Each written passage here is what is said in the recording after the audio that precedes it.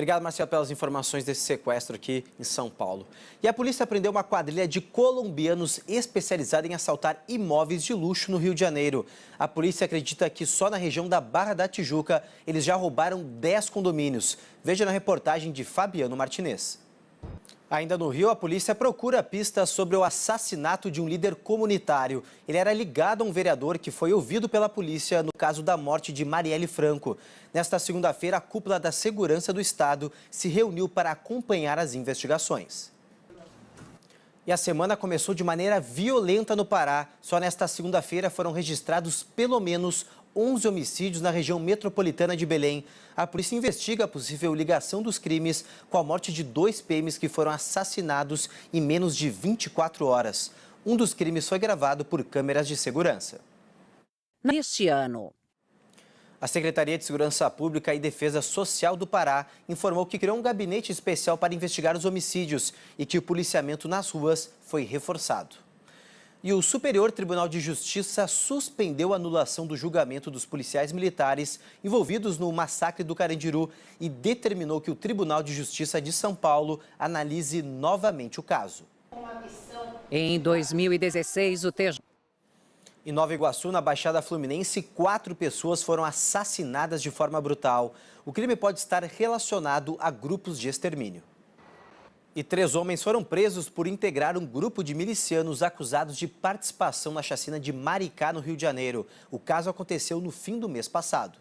Um dos presos é João Paulo Firmino, que seria o responsável pelos disparos. 5h10, entidades emitiram notas condenando as agressões a jornalistas durante a cobertura da prisão do ex-presidente Lula.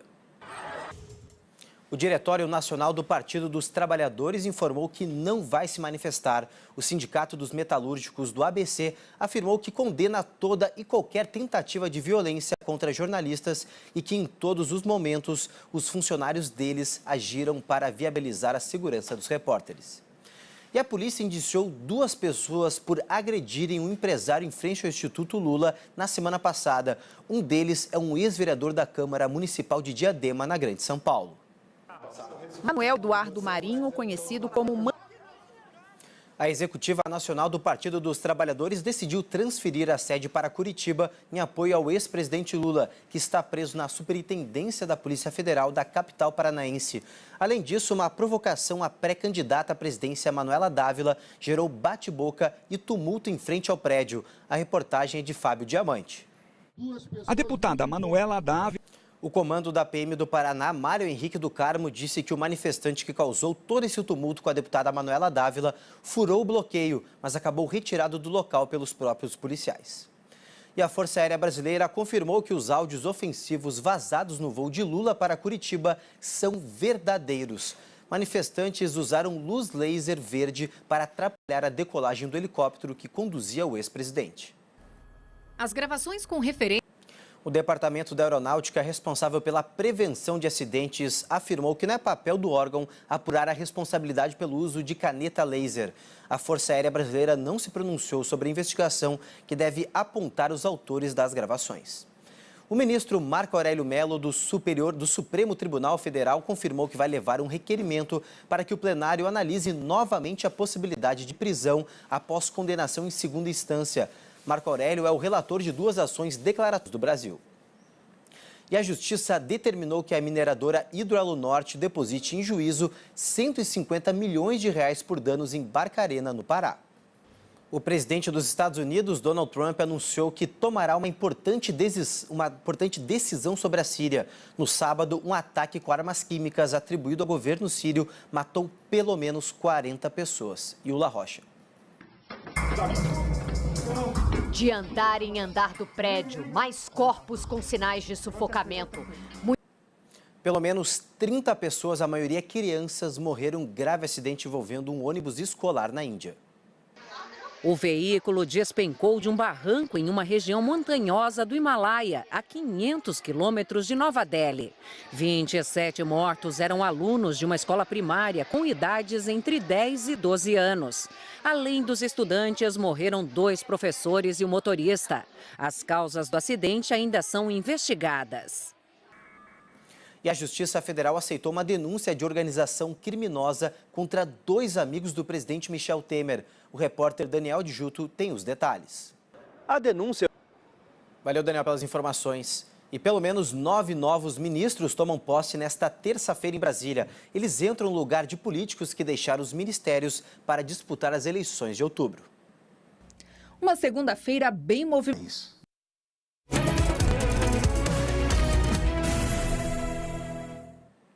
6 pré-candidatos à presidência da República participaram agora à noite do Fórum da Liberdade em Porto Alegre. Eles debateram com empresários propostas para o país. Tem que ficar atento a tudo. Bom, gente, agora a gente fala de futebol, porque a polêmica arbitragem da final do Campeonato Paulista reacendeu uma velha discussão da utilização do árbitro auxiliar de vídeo no futebol brasileiro. O auxílio vai corrigir a decisão do árbitro. E numa carta aberta à torcida, o Palmeiras anunciou a ruptura com a Federação Paulista de Futebol e cobrou a comissão de arbitragem. O clube afirma que houve clara e evidente interferência externa durante a final do Paulistão. O Palmeiras ainda exigiu da federação algumas medidas para o próximo campeonato, incluindo a implantação aí do árbitro de vídeo para todas as partidas. E olha só essa história, gente, que legal. Um casal do Rio Grande do Sul embarcou nesta segunda-feira em uma aventura. E olha só, tudo a bordo de um Fusca. O carro que vai de navio para a Alemanha e de lá para São Petersburgo vai ser usado para seguir todos os passos da seleção brasileira na Rússia. A expedição vai percorrer 20 mil quilômetros. E o repórter Andrei Rosseto conta pra gente essa história. To postpone it anymore. Ano de eleição é também ano de dúvidas, ainda mais para os investidores. A semana começou com o aumento expressivo do dólar, que desde 2016 não tinha cotação tão alta. Já a Bolsa de Valores caiu. De acordo com os analistas, as notícias já eram esperadas. A prisão e dos anseios. E acabou o prazo para os deputados federais mudarem de partido sem o risco de ser punidos. Cerca de 60 parlamentares trocaram de legenda. A infidelidade alterou o equilíbrio na Câmara, no período em que não há punição para... Agora são 5 horas e 50 minutos. Vamos dar uma espiadinha lá fora, gente? Ver como está o trânsito neste momento aqui em São Paulo. A gente vê imagens ao vivo da Avenida 23 de Maio, na altura do viaduto Tutóia. Por enquanto, o trânsito é bem tranquilo nas 2 pistas. Você, motorista que vai sair de casa agora, não esqueça que hoje o rodízio vale para os veículos com placa final 134. No transporte público, o sistema de trens e metrô de São Paulo opera normalmente sem problemas. Nesta terça-feira, uma massa de ar seca continua garantindo um dia ensolarado com máximas que chegam aos 28 graus. E o Facebook começou a notificar usuários que tiveram os dados coletados sem autorização pela empresa britânica Cambridge Analytica. No Brasil, mais de 440 mil internautas tiveram as informações vazadas. A reportagem é de Cleide Clock. E agora uma informação de última hora. A rede americana CNN divulgou que a filha do ex-espião russo, envenenada junto com o pai no mês passado na cidade britânica de Salisbury, deixou o hospital na manhã desta terça-feira, depois de 5 semanas internada. Mais informações sobre este caso você confere em nossos telejornais. Bom, gente, desde o começo do mês, cerca de 50 pessoas morreram intoxicadas depois de ingerir álcool ilegal na Indonésia. Foram confirmadas anual. Na China, uma senhora que estava prestes a cair do 4º andar de um prédio foi salva por 2 seguranças. Olha só, as imagens é possível ver o momento em que a mulher pula nos braços dos homens. Olha só. Agora, notícias do Brasil, você vai ver imagens exclusivas de uma confusão dentro de um bar na região metropolitana do Espírito Santo. O caso que aconteceu no início do mês passado terminou com a morte de um colombiano. Veja que... Um acidente causou a morte de 3 pessoas em Taboão da Serra, na Grande São Paulo. O motorista e outras 2 pessoas ficaram feridas. Olhando assim, nem parece um carro. 2 fuzileiros navais foram presos em São Paulo com 30 quilos de cocaína. 3 homens que os aguardavam em um hotel também foram detidos. Thaís Nunes. E nós ficamos por aqui. Muito obrigado pela companhia e também pelo carinho. O SBT Notícias volta amanhã. Fique agora com o Primeiro Impacto. Bom dia para você e aproveitem esta terça-feira. Tchau.